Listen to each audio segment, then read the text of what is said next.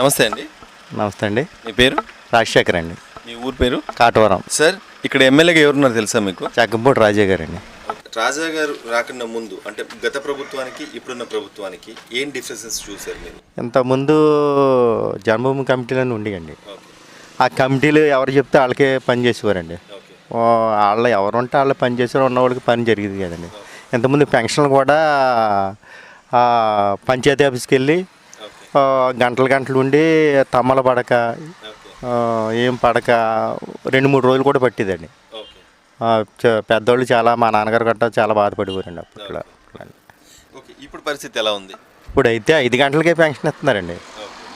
ఇంటికి వచ్చి ఇంటికి వచ్చేస్తున్నారు. రోడ్లు గట్రా బాగా చేశారు, డ్రైనేజీలు చేశారండి.